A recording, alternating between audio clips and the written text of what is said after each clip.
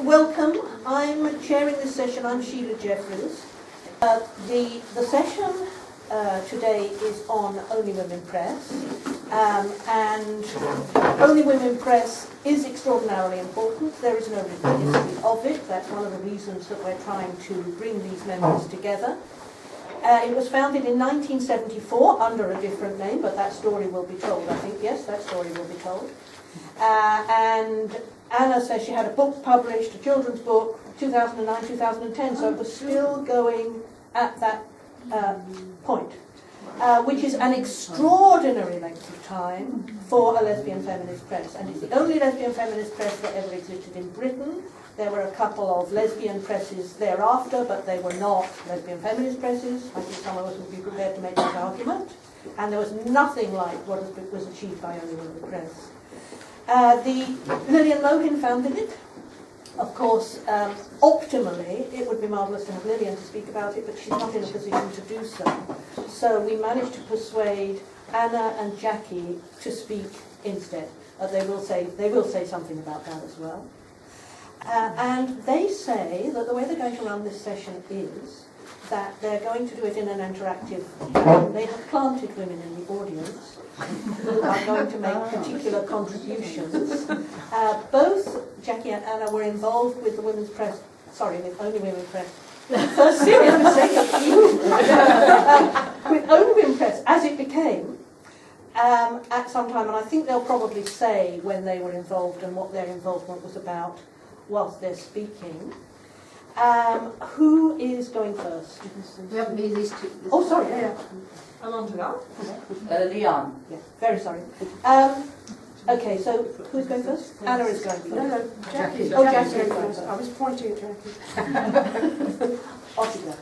Hi, I'm Jackie Bishop. I was a member of Onlywomen Press Collective for 11 years, which I think, aside from Lillian Mohin, is the longest anybody stayed with Onlywomen Press. After 11 years, I left the collective, but I was part of something that was called an advisory group, which you remember this? No? Vaguely I remember there was an advisory group, and I think I was involved into the mid-90s then. So quite a long time. When did you join? The year at which you joined? At the very beginning? No, it was probably about 1975, 76. So fairly soon after the beginning. Okay, so who you are? I'm Anna Wilson. I was only formally part of Onlywomen I worked there between January 1980 and February 1982. Onlywomen published my novels. I was Lillian's lover for 4 years during some of it. And I left the UK in '86, so I sort of escaped at that point. But when I came back to England in '98, Lillian was still doing Onlywomen Press, and thereafter my involvement was largely involved in saying, "Don't you think it's time to stop, dear?" And not getting any luck with that. So, formally and informally, I've known it for quite a while, but I have no memory, so that doesn't help. Okay, I think it's fair to say that being asked to talk here today has taken Anna and I on a trip down memory lane, some of which we've laughed quite a lot about, others of which we said, just let's not go there. There are women in this room who are involved with Onlywomen as well, so if they want to chip in or correct our rather faulty memories, please do. So what we intend to do is, I'm going to talk about the why the press got started in the first place. Anna's going to talk a bit about the printing. I'm going to talk a little bit about some of the books we published, and some of the publications are on a table over there. They're not for sale, they're our personal archives, or Lillian Mohin's personal archives. So please don't take them away with you, or ask us to sell them. And we welcome questions really at any time or corrections, so please don't hesitate to chip in. Just make sure you make me know you're there, because my hearing's not great either. Okay. Onlywomen Press started probably out of a writers' group where the women wished to print their poetry.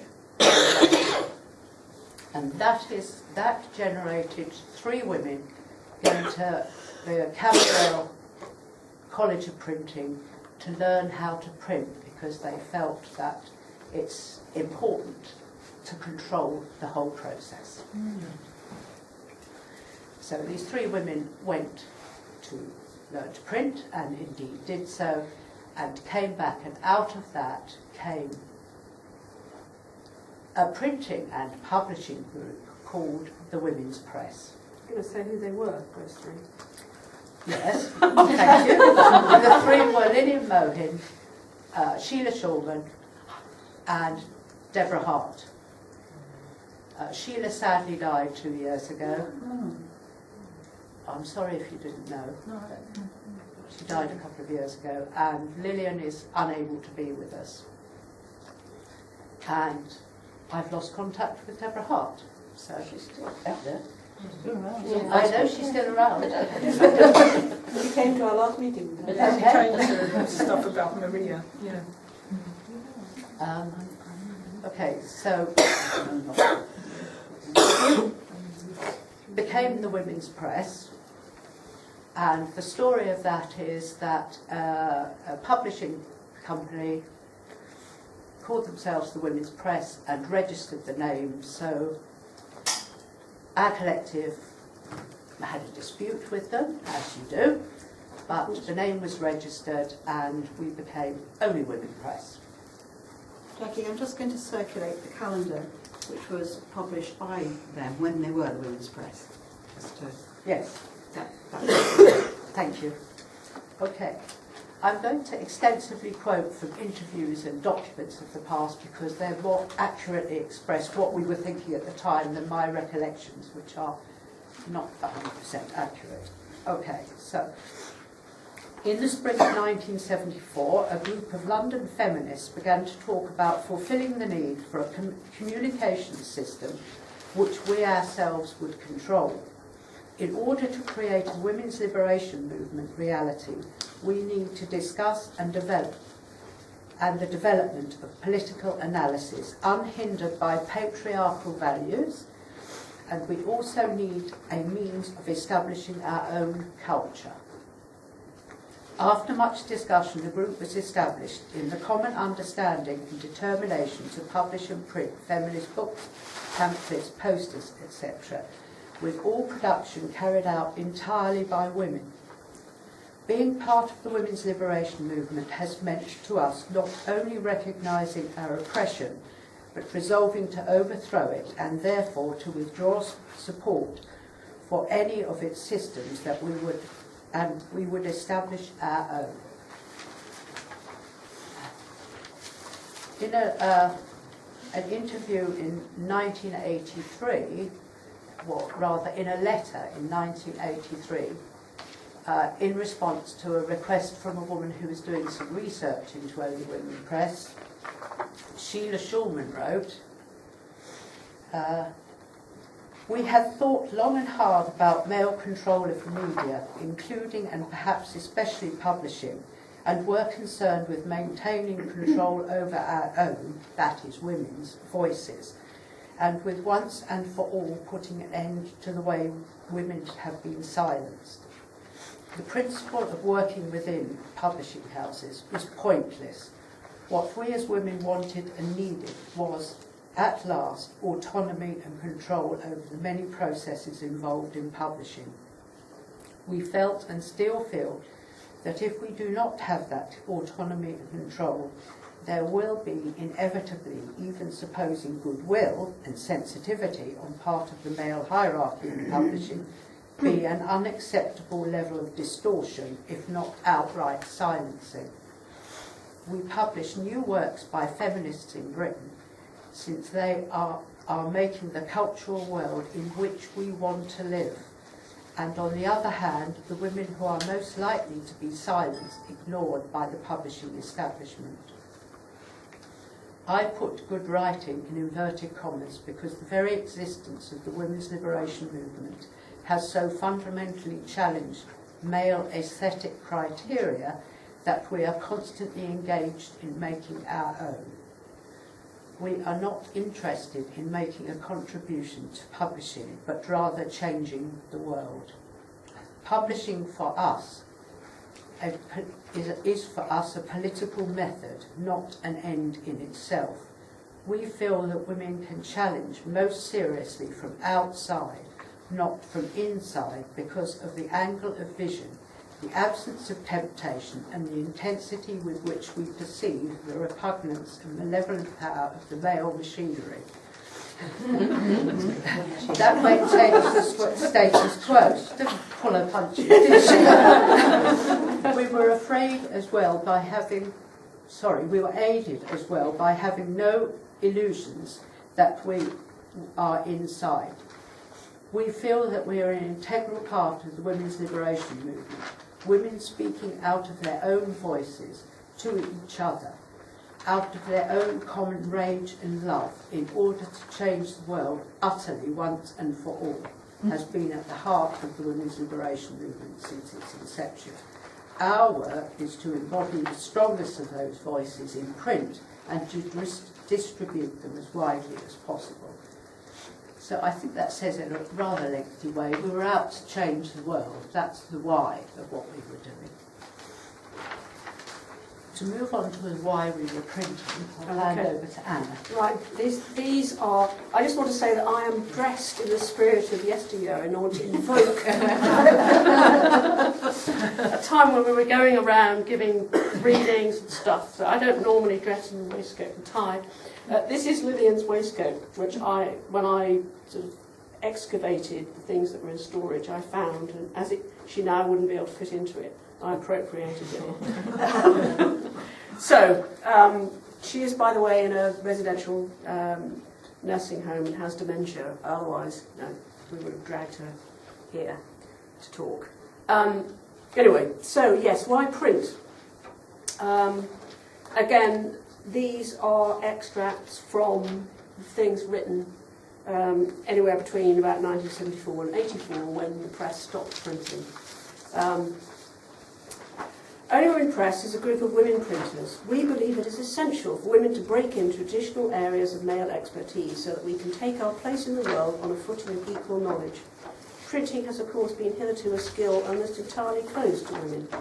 Onlywomen Press aims to begin to change this both by teaching women the skilled and fulfilling work and showing through our example that printing is a field of work where equality of opportunity would be worth achieving. At one point, presumably at our zenith, we actually had 4 paid workers, according to one of these leaflets. I'm amazed. Paid? Yeah. Now, and I will read you a job ad from 1981. Onlywomen Press needs another worker to join our collective. Our wages are currently £27 a week. Which was what the dole was at the time. We paid the dole so that you didn't actually lose from. We'd ideally like someone who is experienced in printing and or publishing and who is a... this is interesting. It's got lesbian and then it's crossed out, because this is just the rough draft. Radical feminist, so we decided that we needed the radical feminist, but the lesbian, we could work on that. But which is, of course, part of the conversation we will get to eventually. But we'll gladly consider women who'd like to become any and all of these. Please write to us. And I've got some ad copy, which actually there's a copy of on the table over there. And we included this just because it sort of shows we were having fun. The ad copy is, make your dialectic material with a radical feminist press. Women's liberation publishers and printers need printing work with feminist manuscripts to publish. offset litho printing up to A3, palpitating, purposeful, peripatetic pamphlets, radical ripostes, trashy tracts, limited, long-winded, luxurious leaflets, dubious diet sheets, classy compliment slips, powerful, practical posters.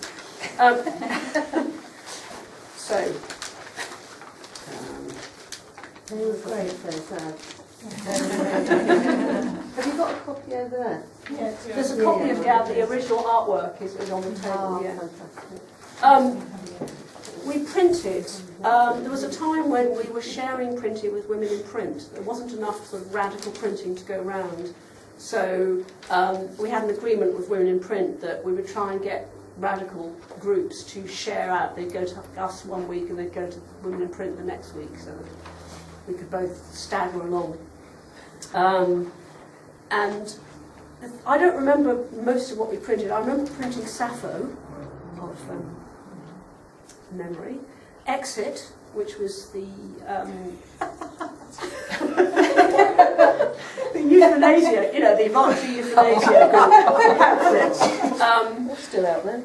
Yeah, still out there, but not printed. And Pricks in Space, which nobody else remembers. Do you? Pricks in That's what we thought. Yes.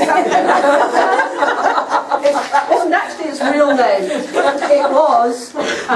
It was, and Lillian was the person who always negotiated with the woman who brought this print work in, so I have no memory exactly. But she said it was this sort of Essex housewife in a good cloth coat. And what she produced was, now it seems slightly more normal, at the time, it was very weird. It was a fanzine which had as its premise that Captain Kirk and Spock were lovers. It was all these love stories featuring Pricks in Space, which we printed. Not without some discussion in the collective as to whether we ought to be printing this because of all the pricks involved. But we did. So, is it you now? Where are we? I believe so. Right. You're on what we published, aren't we? Yes. Yeah.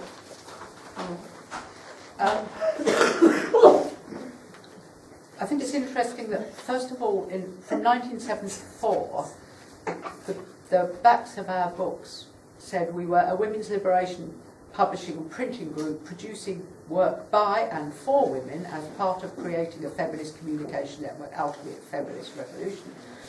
In 1984 we gave up the printing mainly because technology had moved on. As Anna says, the work wasn't there. We wanted to publish books with a spine, which we didn't have the resources, technological resources, to do ourselves. And we decided that we were actually a radical feminist and lesbian publishers. So that's when I think we acknowledged some change. Good. And I guess after the pamphlets, which were a bit problematic because of not having a spine, so always difficult to display anywhere or to make a feature of in a bookshop, if a bookshop would take them. I've forgotten where that thought was going, I'm sorry. Anyway, we decided we wanted to publish more books. We weren't giving up on the pamphlets, but we wanted, and we had more substantial works to publish. And I think the one that everybody remembers most from the beginning is 1 Foot on the Mountain. Oh, yeah. I remember we sat in the collective meeting and said, it's a real book. It's got a spine. It was a moment I remember very clearly. That was in 1979. Can you explain what it was? What was in the book? It was an anthology of feminist poetry from 1969 to 79 and was described as an outspoken, not by us, an outspoken, radical and consciously breaking taboos. it was our first book to be printed on commercial presses and our first to have a spine. Okay? But the publication was not without its problems. Don't know if people remember. It had to go to a male press to be printed, and the copies that came back were unsaleable. They were so badly produced.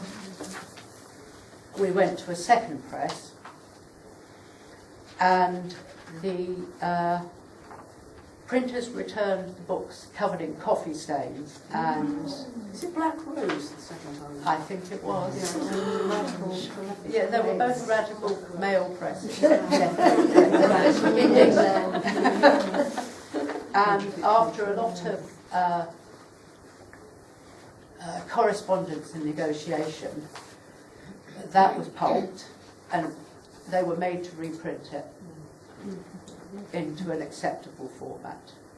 After that, we had written into contracts that any printing work we had done had to be of an acceptable quality, acceptable to printers' standards. I don't think you'd need that in your actual contract. It's all like the basic job. But I think that highlights what the attitude was to feminist and particularly lesbian feminist writing. Maybe they spilt coffee on everything they printed. I think we're fitting better with our view of the world. Can I just say one thing about that? I was still in Newcastle then, and that was the first book where I heard of you, or maybe Cactus as well, Anna's novel. But I thought what was wonderful was all the photos. It had photos of all the contributors, and you're just sort of looking down, thinking, oh, there are all these women writing poetry, and it had a really powerful message. And I think that was one of the discussions we had about whether or not we should have women's photos. And I remember very clearly thinking and saying at the time that one of the first things I did on a book was to look at the picture of the author, just to get some sense of whoever they were, and we had to have pictures of all these women. And so we did, and I'm glad it meant something. But it was also antithetical to those principles about how nobody was to be distinct from anybody else. So it was quite a difficult argument that was had before. And you will notice if you look at one foot that the book is organised by first name rather than by surname for reasons which I'm sure are clear to everybody. But that was a sort of gesture away from what we would have called patriarchal values at the time. Yeah, and one or two of the women, like Aspen, I seem to remember, didn't want her photos, so she had a picture of a leaf. Yes, Things that's right. like that, yeah. Who else was in there? What were some of the women? Oh. Please don't look at them. No, exactly. No, exactly. I feel the same way about a couple of. Well, let me see. There were all We've the got a copy over Carolites. there. The Carolines, yes. That's right. Sheila, Lillian. Astra, Lillian, Judith. Judith Francis, Judith Barrington, Barrington. probably. Margio, Jackie. No, John. Do you want me to read a few names? Yes. Zoe Fairbairns, Val Wynyard, Valerie Silerson, Thalia Dukas, Steph Pixner. Do you want me to read them all? You could just go to the front. Are they listed in the front? Gosh. Oh gosh, yes. Maybe not them all. Maybe not them all. Just pass it round. Yeah. It's nice that the names are remembered though, because you sit and you hear them again and you think, yes, they come back, even whether they're here now or not here.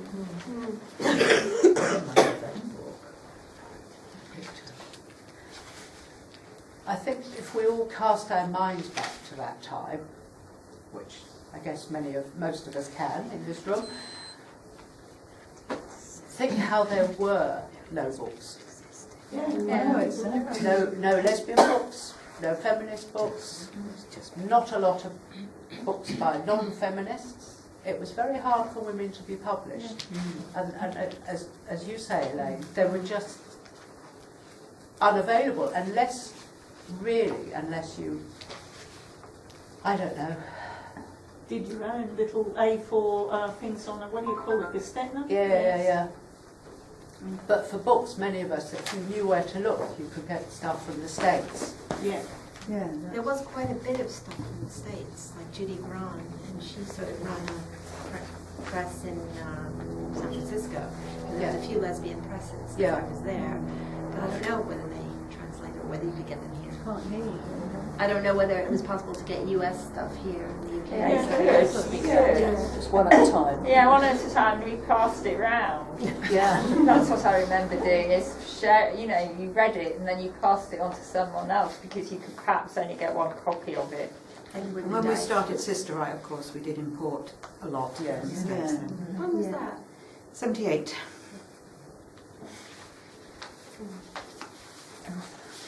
So, I suppose I just wanted to put in context that there was very little around at the time when we started. So I'm just going to briefly mention a few of the early works. One Foot, as I've said.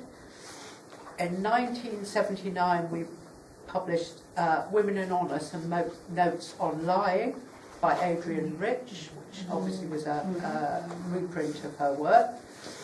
It says it was the second in the series. I'm afraid I have no recollection of what the first was. Anybody? Well, there was a whole Hard words? hard words. Well, Hard Words came Afterwards? afterwards, I think. Okay, When did Love Your Enemy come? And That's quite a Love lot. Your Enemy. And was there an Audre Lorde? Yes, no, maybe. Love Your Enemy was 81. One? Okay, later. Well, I compulsory think it was heterosexuality was later as well, wasn't it? Yeah. What was? 81. Compulsory heterosexuality in lesbian existence, which is the other rich group. I thought there was an Audre Lorde one as well, but perhaps I misremembered. We certainly published some of her poetry. And Oh, Was thinking that of the a cancer cancer. journals? Was it the cancer journals? No, that was. It's a different press. Oh, But those pamphlets were very, very important Yes. for circulating radical feminist ideas in the community and creating a communal understanding of politics. They were really, really important. Yes, we've got a quote from here about why the pamphlets were. We thought the pamphlets were important at the time. Onlywomen feels it has a responsibility to the liberation movement to ensure that current debates and developments of theory are recorded and made available to as many women as possible. I mean, that was most of our decisions were about what the movement should have available to it, rather than what was going to be the business success of the moment. and also what we wanted to read. Well, and what we wanted to read, of course. Anyway, it was the second in a series intended to reflect the development of ideas important to feminism. It was a reprint from an article in Heresies, and to quote a little bit of it, these notes are concerned with relationships between and among women. Women have always been divided against each other, and women have always been in secret collusion. Just like those two, the juxtaposition of those two. Now, maybe you're right, maybe Hard Words was published 79 in the same year, so maybe that did come first. This was called Hard Words and Why Lesbians Have to Say Them, and it was written by Sheila Shulman and Caroline Halliday and Caroline Griffin, and it was about what it means to be a lesbian and reflects, in quotes, the needs to examine a load of cultural baggage that went with being a lesbian. In 1981 came Compulsory Heterosexuality and Lesbian Existence by Adrienne Rich, and that was a reprint from Signs, again from America. And a quote from that is, "There is a nascent feminist political content in the act of choosing a woman lover or life partner in the face of institutional heterosexuality. A second quote, to realise this political context in an ultimately liberating form, the erotic choice must deepen and expand into conscious woman identification, into lesbian feminism. In 1981, we published Love Your Enemy, a collection of, I'm sure many of you remember this, yes, it's fairly contentious, a collection of papers exploring the debate between heterosexual feminism and political lesbianism, and debating the place of sexuality in feminism.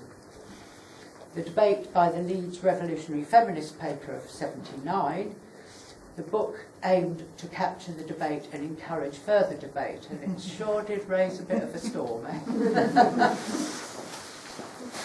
Then there was Down There, an illustrated guide to self-examination. It's out. Do you remember it well? This was intended as the first of a series on women's health. Always saying that. Yes. We had very good, big intentions. Actually, we achieved a lot, so we shouldn't put ourselves down. Intended as the first of a series on women's health and women taking control of their bodies. To quote, self-examination is an important emotional experience, changing the fear and hatred of our bodies, of the bodies we are taught. Our bodies are our own to use as we please, and that our interest in all parts of ourselves is a radical statement. To say, I think it's so easy to forget all these important moments in our history. 1983, Breaching the Peace. The women's liberation movement versus the women's peace movement, or how dare you assume I was at Greenham. I think we're coming at this deeply confrontational.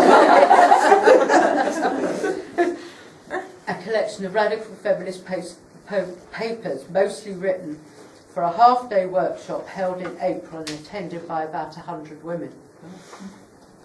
This was challenging the perception that the women's liberation movement had lost its principles, processes, criticism and consciousness raising. The workshop was intended as the first in a series towards a radical feminist history. The pamphlet was an unabashed expression of radical feminist views. Right. Again, it was fairly contentious. And I think that's one of the great things that we did do as a press. We did generate workshops and discussions and groups. And I do remember some very tearful and angry and confrontational events, but I can't remember the details. I just remember that that's what happened.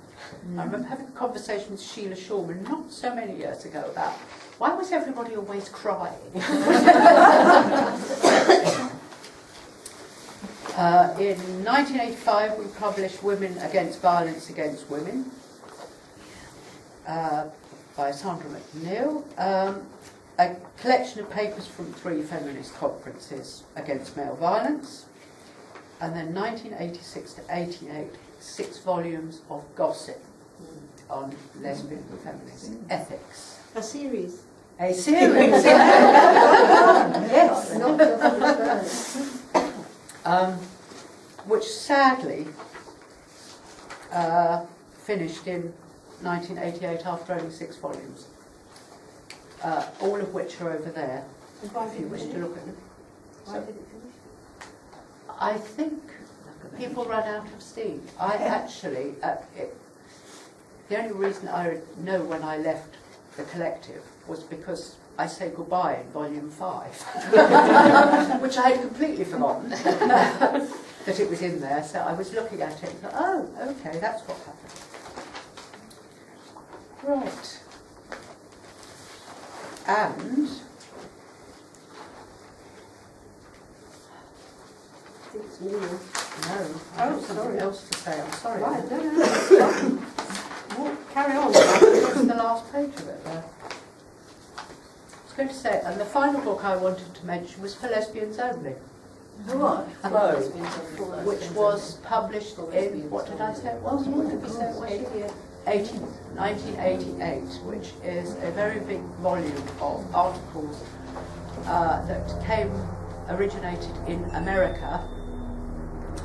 And while I was looking into the background of this, I discovered that in fact the manuscript was brought from America by Sheila. I have no memory. This is a very thick book, the manuscript must have been huge. Yes. You'd think your muscles would remember the importance of the deed. And I don't know, but I was in contact with Julia Penelope quite a bit at that time, so yes, I must have. Sorry, can I interrupt? Is that made some kind of sound? I don't know if that meant it stopped recording. It must have been my Oh, sorry, it was something else. Yeah, sorry.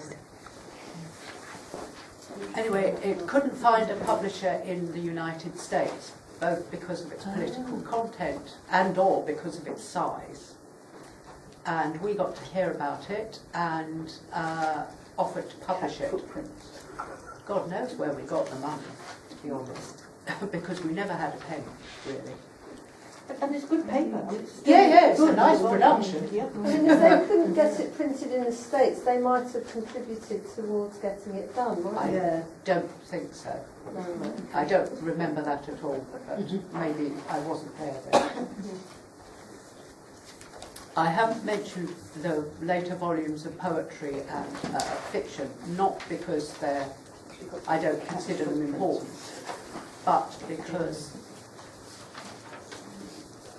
I would go on forever, basically. So, Jackie, can I interpose about For Lesbians oh Only? yes, please. Oh yes. Because I found this yesterday, and it's a series of talks that were arranged around the publication of For Lesbians Only, which I think is, amazing. There was Lesbian Mothers and Lesbian Separatism, Sue Allen and Gillian Hanscom, Lesbian Fiction and Lesbian Separatism, Anna Livia and Caroline Force, Ethnic Identity Politics and Lesbian Separatism, Sarah Hoagland, Linda Bellis, Adi Cooper and Sharon Smith, Feminism and Lesbian Separatism, The Relationship, Sarah Hoagland, me, Sheila and Celia Kitzinger, and another reading by Sarah Hoagland. So there's a lot of related events organised at the same time. And also on the front of it, it says, to emphasise the international significance of this book, lectures and discussions will take place in the UK, France, Belgium, Japan, Australia, the US and Canada. So it's actually Extraordinary.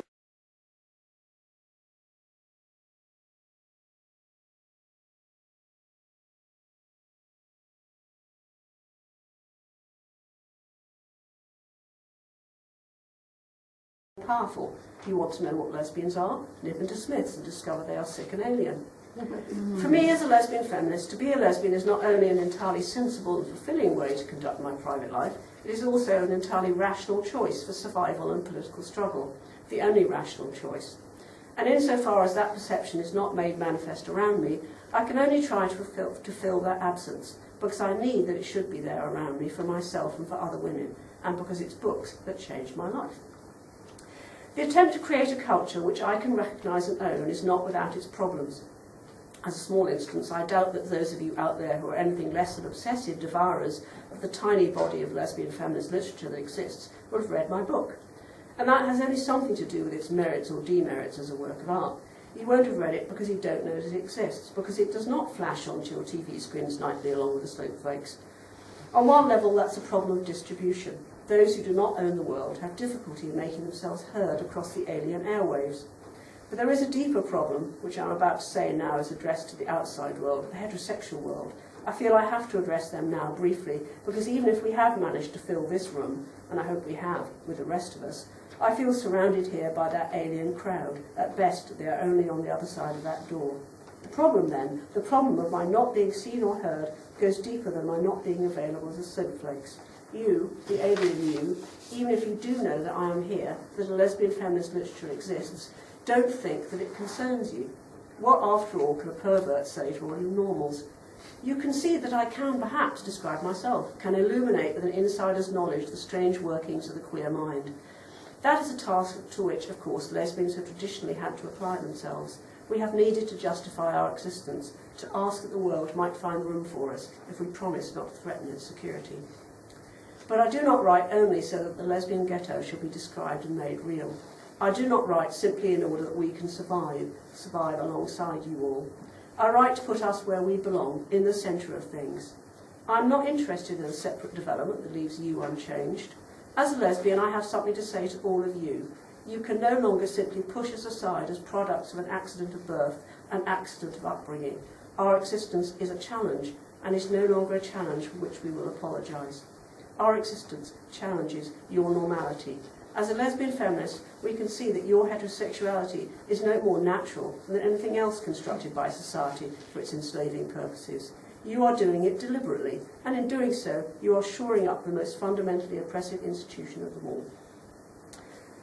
Blah, blah, blah. It goes on, but I don't think I need to go on.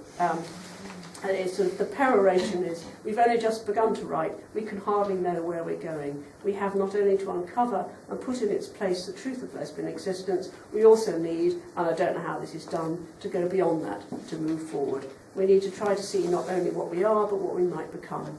We all, I think, feel the need for a blueprint for a better world. It is no wonder that none of us can seem to write the next book, but I think we must, because we all need them so badly.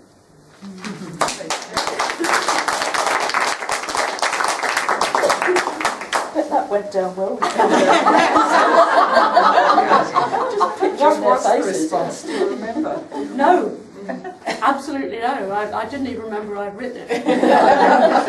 I don't think it went down particularly well, as you can imagine, because anyway. They should have paid you to do a preface. To the paper. If you're going to bring something It was done by that Alison Hannigan. Alison Hannigan wrote the introduction. Yes, she did. Was it any good? Can't remember. I don't. Yeah. It probably was. I mean, Alison Yeah, Hannigan she was was. known. She wasn't very critical of it, though, as I recall. I've read it recently, I think. No, she hung out with the boys quite a lot. She did. Yes. Yes. So, questions? Yes. Yeah. Okay. This is sort of where we were hoping that we would. When we started talking about Only Women, I found that I was looking at it from here, and that my looking at it from here is very much coloured by the last, I don't know, 20 years, sort of since I left. And I had really spent quite a lot of those years saying to Lydia, it's time to stop now, it's time to stop now, really, why are you doing this? Because I felt that I'd sort of forgotten how important, how certainly central to me, and I think to many others, and to how much it was part of what we were doing back then. And so I've got these questions, and I don't know, what should I do with them, Jackie? I think the one you're interested in is about the audience. Yes. So why don't we Yeah. go with that one? So when we were talking about this, we were saying, well, there was a time when we knew there was an audience. And then gradually it started to feel as if we wasn't sure whether it was still there, and how did that happen? So I guess the question to you was kind of, well, was Only Women talking to you? And if not, why not? What happened to change that?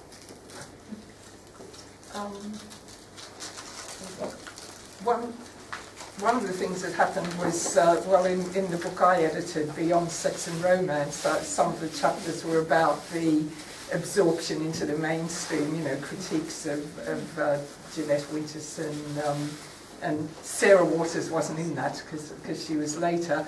But I can remember I went to Edinburgh to promote it. Women's Press sent me, and I went to another session, and some bloke said, oh, lesbians are just all over everything now. There are about 3 published recent, the Sarah Waters, Jeanette Winters, and who's the other one?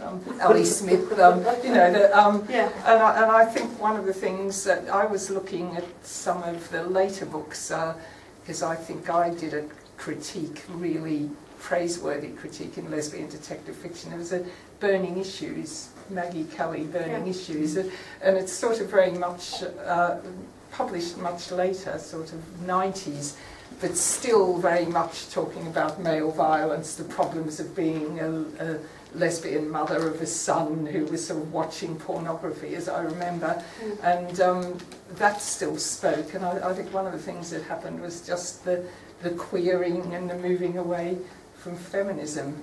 I mean, that's kind of my feeling. So what was the thing that you wrote? What did you... Oh no, I edited a book called Beyond Sex and Romance, The Politics of Contemporary Lesbian Fiction. It was published by Women's Press, and was sort of analysing a lot of lesbian politics of it. I'm having trouble remembering now.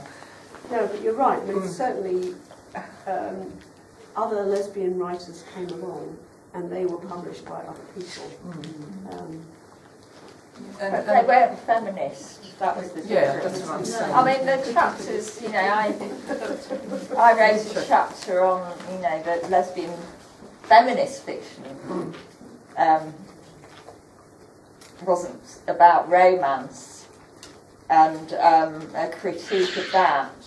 And other people wrote about critique of detective fiction.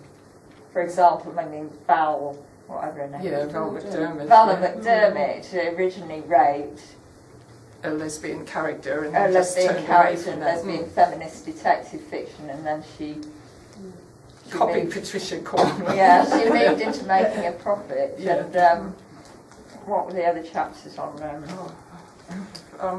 Lisa Alter, sort of parodying of. I'm having trouble remembering actually. But can I say something about I came into. I was one of the last people in Onlywomen Press, and it was sort of contentious, and we all left over the publication of a lesbian anthology. Some of us left. But I sort of still feel my big achievement, and I've brought it, was get Relatively Norma by Anna Livia. I read the. Can I just ask how many people have read that or got it? Yes. And it's I just think it's a sort of wonderful book. Here, all the men are called John Boyfriend and John TV stuff, and. Anna Livia, who's also died tragically and suddenly aged 50 in America, I just thought it was a wonderful manuscript, and there was a feeling we didn't want to publish it, and I really pushed for it mainly. Why was there a feeling about not publishing? That it was a bit childish or not good enough or something. But I really pushed for it, maybe because I'm Australian and she goes and visits her mother in Australia, the character. But I've just started rereading it, and I find it equally funny. But what's interesting, when Anna Livia moved on or went to America, she sort of started writing things that, if you like, reflected, like she had.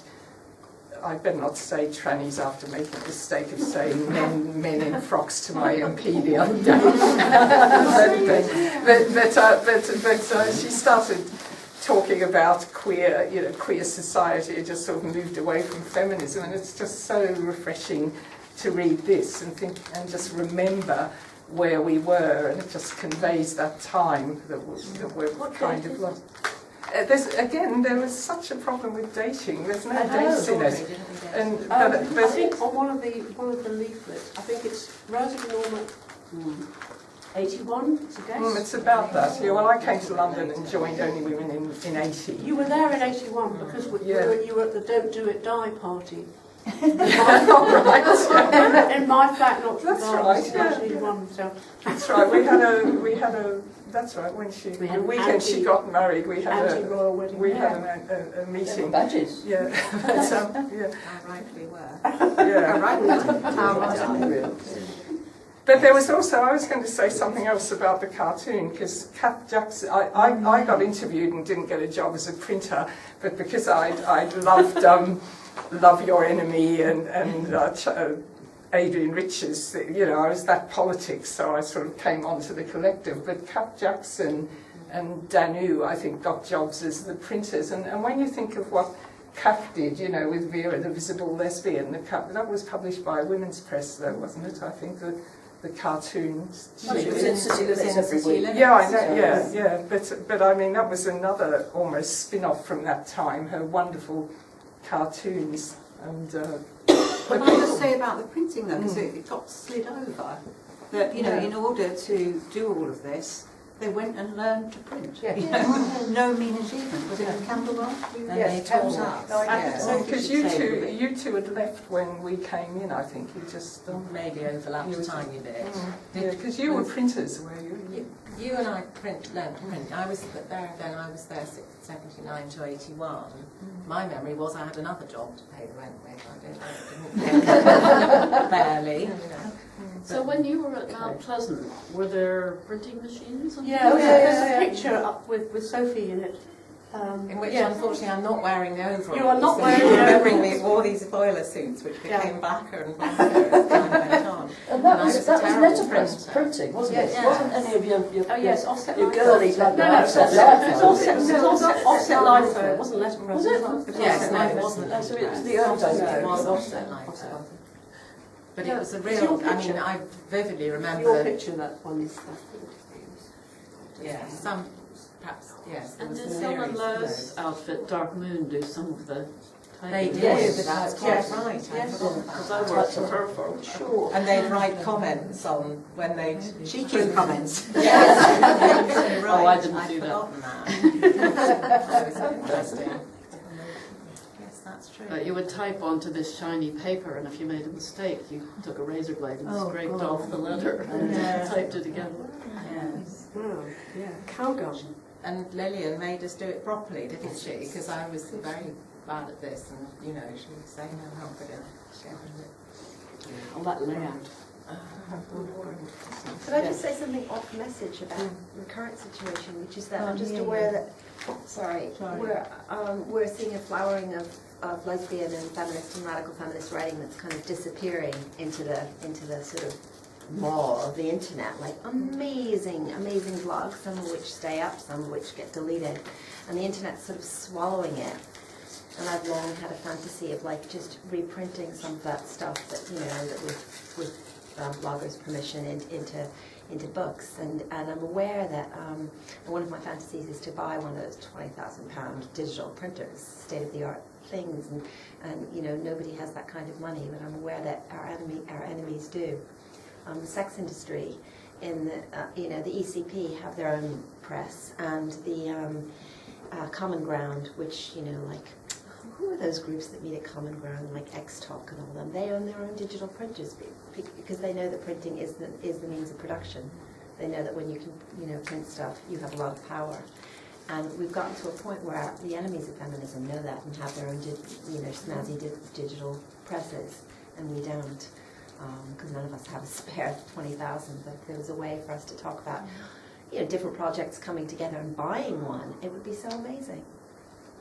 You know. So ways and means, you've published your book of short stories. How did you do that? I published 2 books of mine and 1 book from bloggers, and I worked with a local printer, and he got over the kind of all the lesbian stuff a little bit, but I developed a good relationship with him. And a friend of mine's a graphic designer, so I started a small press, but I'm sick of just coming to these things, getting excited, saying I want to do X, Y, and Z, and realizing I don't have the energy to. You know, I'm just, you know, if Siren Press goes forward, it does. If it doesn't, I have to just take it slow. But I haven't given up my fantasy of having one of those. I see those printers and I start salivating. And I want the women's liberation movement to have one. And if we all, you know, if 20 projects all pitched in £1,000, we could have one of them, you know, and because Siren Press is not the only project going, there will be other presses, there need to be other presses, maybe someone will carry on Onlywomen Press, and maybe maybe there's a way, if there's the energy of talking about, you know, owning this machinery. I don't know how. Yes, we loved having printing presses, didn't we? And I think the theory had been that the printing would support the publishing. It was at the beginning, yeah. And maybe it did a bit, but it did it with no, it didn't really work, that, I don't think. And that was why we printed things we didn't approve The of. pamphlets were very important. Yes. And I think pamphlets is something we need again. Pamphleteering has always been very important politically, and it's a wonderful way of getting ideas around. I was going to say, I was thinking back on the, I've had a similar thought to you. There was a lot of exceptionally good stuff before the women's presses came out, but produced on typewriters and then the boring old Stepner.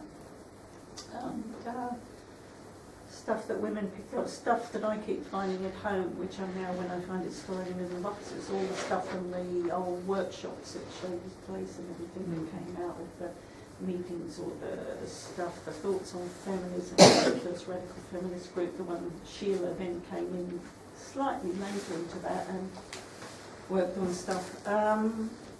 And this stuff, I was just thinking, sitting here thinking, shit, if I die, someone's going to take this and burn it all. We need to somehow bring this stuff out from before the presses as well and find somewhere to bring it together so that women can read it and so they have it as part of their heritage. There's the Lesbian Archive and Information Centre at Glasgow. But yes, There's a Feminist Archive North, Lynn.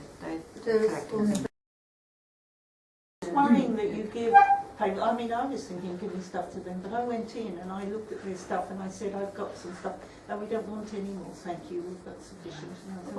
I wonder whether we should have more of a discussion about this at some other point. Yeah. Otherwise we'll use up all the time. Can I say something else about Onlywomen, much more recent life? Which both Anna and I forgot to bring examples, stupidly, because I think we got it in a very different part of our brains. But she and I were part of a little group called Out for Our Children, which was looking at creating materials that reflect, with having young children at the time, creating materials that reflected their and our lives, and didn't know what to do about. We created some books between us, illustrated books, little, children's books, picture books, and how to get them published.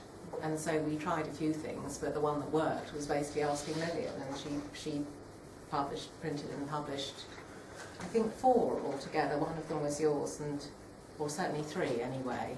We have a website. If you Google Out for Our Children, you will find it. And as far as I know, you can still get them, although I don't know. I've no idea how. Start worrying What's the about that. website? It's called Out for Our Children. If you just Out for Our Children. Onlywomen was officially wound up Yeah, I was going in to ask April what this year. April this year? Yes. It was deleted from Company's House in April. Can you keep the name? I wonder if there's a way to register the name in perpetuity to stop some, I don't know, bunch of wankers getting hold of it. I don't, A bunch of transgender persons, perhaps. So if you keep the name at Company's House, and you could do a 0 return every year, if someone just does that 5 minutes a year task, it keeps it in safe hands. I think that's really important, especially since on Facebook, some of you have seen the other day, some fucking wankers saying Joe March was a transgender. Oh, God, Joe yes. March from Little Women. Yes. About realising history. They're transing everyone.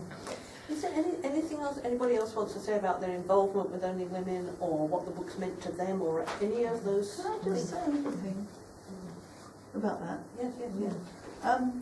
I've not long been a lesbian, and I was involved in setting up Camden Lesbian Centre.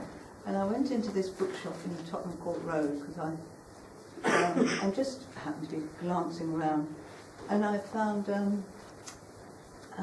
different enclosures by Klepfish. Arena Klepfish, is that Arena Klepfish, and it was on sale, and I thought, goodness me, how wonderful. I went home feeling I got a big treasure. It's lovely. wonderful dark picture on the cover. Yeah. What can you say? Can you describe it? It really There's some prose in it. Poetry. It's poetry and it's biographical, and she was a Jewish woman whose mother had managed to get out of Germany, and it's brilliant. I can recommend it. Was it a new or second hand or? It was. I think it must have been a remainder. Yeah. Because it was a new book, but I got it for nothing really.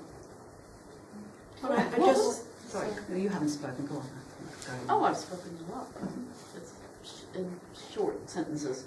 What was the last book that Only Women published? Oh, well, yeah, you see, I don't know. Was it Leaving the Life? No, there were the books, the children's books. Children's after books that. came after Leaving the Life, but I think there would have been books after Leaving the Life. Because Leaving the Life is something like 97. Leaving the Life was marvellous. Maybe we should say a few words about that. Does everybody know the book? No. Well, it's a book, an American lesbian did a survey of lesbians in her area, California, I think, wasn't it?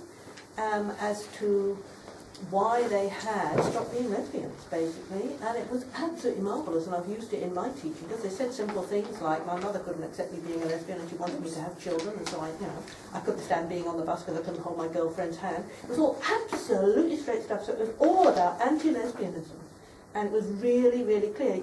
Nobody would talk in that way now, but that was such a useful book. It was such a useful book. So what was it called? Leaving the Life. There's some flyers about it on the table. I'm not sure there's a copy of it, because I've got Lillian's papers in my front room. I've got a copy of it. You've got a copy of it. I think it's an astonishing book. So when did that happen? I'm pretty sure it's 97, judging by the date of the talks. So that time, that 10 years when there was no feminist doing anything anywhere. Yes, right. So the book was like a bolt from the blue because it was a strong feminist book, and there it was. That's in academia. Yes. I think, Relatively Normal was one of the first books that I read that was a lesbian novel, if you like. I mean, a lesbian feminist novel. And I think that was sort of groundbreaking. And publishing other... I mean, after that, there became quite a lot of other books. I mean, Women's Press also published, but Onlywomen was being groundbreaking in that at that time, I think, and so that was to me one of the most important things about Onlywomen and its impact. Sorry. I was just wondering whether, I can't quite remember, did Onlywomen publish Eve Croft's book? Yes, Brainchild. Brainchild. Yeah. That was incredibly important. It was about being working class, Yes. and there was very little, overt printed discussion about that. Yeah. And Even Intentions pamphlet. Yeah, well, that was her too. Yes, you don't need a degree to read the writing on the wall. A series of pamphlets. I bet that was it. See, I got into PDC partly because I love the idea of pamphlets. Basically, if you can't say what you want to say in 32 pages, don't ask me to read it. Because they're so brilliant. Pamphlets are marvellous. So having to kind of really focus on But what you want difficult to say. to display. And the great historic... Putting that together with what you were talking about, there is amazing stuff coming out now again. Just wonderful stuff. In and print it's or disappearing. online? No, it's Online. online, and it is just absolutely disappearing. And I think, like I said last time when we were talking about Sister Act, the material process of having something in your hand, reading something, meeting with other women, that is quintessentially necessary for us as a political And it's what's missing. You don't have a movement without that. Yeah. And I'm very interested in what you were saying there about maybe putting that into some physical form, because I think it makes a real difference. You read something brilliant online and it's gone. It's gone. But who I'd like to do that with is Gallus Mag, obviously, but But See about that. what's interesting is because I work with quite a lot of younger feminists, you know, through working at the Feminist Library, and there is a definite return to print. I mean, I think you're completely right. There's an awful lot of stuff that is only available online that is getting lost, and but certainly, you know, like we've got our Winter Fair next Saturday, and a large number of the people who book stalls are selling zines, and they, you know, pay for zines. They may put them up online as well, but, you know, Good to know. there is a certain amount of that happening. But actually capturing that is terribly hard, you know, because they may just print like 30 copies, you know, round at the photocopy shop. Because you can now. You Yes. can do very, very small print runs that That's cost right. next to nothing. That's right. And get your stuff to the people who are going to read it, and then why bother? Yeah. Anybody else who's not said anything wants to comment on any of this? Are we all done? Are we all finished? No, I want to ask what's happened to all the books that weren't sold. If they have they just gone to remainder I or have no whatever? idea. You can still get some of them through I Amazon. suspect there. I mean, there would have been some with distributors. They've probably pulped them by now. So you said, Leanne, you can get this from Amazon, which we don't want to deal with. But you said cost a penny or something. That's probably yes, the old. Yeah. Someone's bought up. Yeah. Perhaps, yeah. Well, charity shops and libraries are good places to look. Well, I'm always interested in books. We went last weekend to a second-hand bookshop and we found some gems. Yeah, and Leanne found a book which neither of us had ever heard of stuff by lesbians, and there was something by both Anne Olivia and Berta Freistad in it. It was just so wonderful. One thing that we will have to do in the future, when everybody's got this time, is we need to scan books and put them online, because otherwise they will disappear. Yes. We actually need to make ourselves a library online that the young women who want to read this stuff can access. And if anybody's in a position to do that, that's really, really important. Well, like Andrea Dworkin's work is all online. That's right. It's so You can just get it for important. free as So- PDFs. And that's you why know. so many young women have access to that and they know about it. So that's really important. Although there's some dispute about what Stoltenberg is doing with the editing.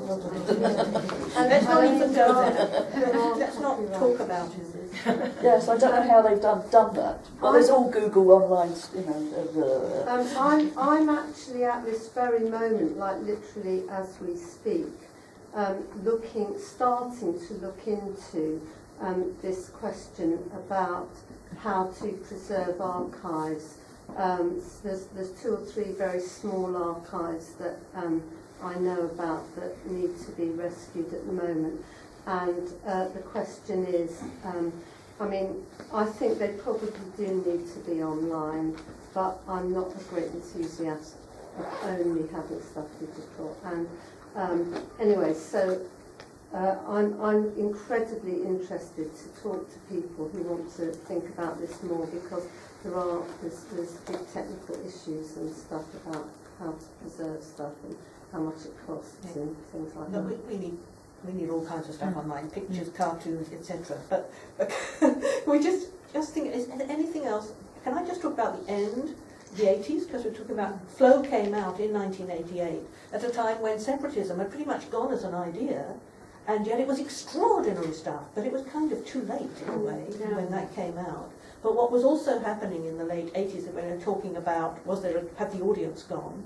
Naiad Press was producing huge numbers of Mills and Boon lesbian pot boilers, and you'd go into Silver Moon Bookshop, and there were loads of shelves. And I was completely astonished, and that happened really fast. It happened in just a couple of years, and they were horrendous. It was all about seducing women by the swimming pool. And I could not read any of them. There were no feminists, and they were horrendous. They happened dead fast from there being nothing lesbian. There were shelves and shelves and shelves of Naiad, Mills and Boon by about 87, 88. And they also reprinted all the old Anne Bannon stuff. I just said that, Bannon, yes. Which would have been better buried, but yes, they did do that too. So that happened. I was going to say that, one of the reasons that I moved away from Only Women was a I had a profound disagreement with Lillian about the radical nature of lesbianism, if we're going to go there on this, and you know my background. Go there. Yeah, go there. Okay. Well, before I got involved in women's liberation, I was involved in the straight gay scene, and it was my view that there was nothing intrinsically radical necessarily about being lesbian and gay. That feminism was where the politics were. And yes, it became an act of rebellion to be a lesbian. It could be political in all kinds of different contexts. But I could also absolutely envisage it as being completely integrated into a very straight society with no problem at all. As it has been. As it largely has been. Yes. I won't say to Lillian I was right, but I think it was. But so we had a disagreement, and I think that's for me, the press was going in that sort of direction, and I was going in another direction. Sophie and I got involved with Trouble and Strife and sort of moved in a slightly different direction with politics. But yeah, so for me, the fact of simply being a lesbian isn't a revolutionary act. And that was the basis of my disagreement with how I see it and where you It are. was always so you could get the books in the 60s, the lesbian books from America and so on, that were, I don't know how we got them, I think they weren't easily available, but you know how they printed them afterwards, and you got that, and it was kind of not a fuss made, but they were published, and they were there, these lesbian thing, and the French one, La Bâtarde, which I read in my teens, hell, I thought, God, yes. not like that. the microcosm. Yeah, they were available, and yet they were kind of mainstream but off on the fringe, so it kind of went in a cycle, and none of those stuff were feminist, you know, and it's come back again. And I think one of the big things, and we've been saying it now in this sort of transgender problem going to Parliament, I am not an LGBT, that's a definition that's been used. I'm a lesbian feminist, and I just say that all the time, all over the place in Bristol, and it's met with incomprehension. You have to keep explaining it, but it's so important, and we're not an initial, because being an initial abolishes us, erases us. Well, I think that lesbian is becoming more a political act just because of the queering of LGBT. I mean, the L in the beginning is getting lost totally.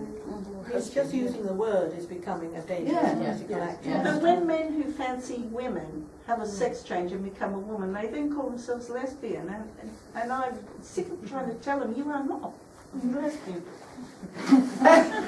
You're a man who fancies women.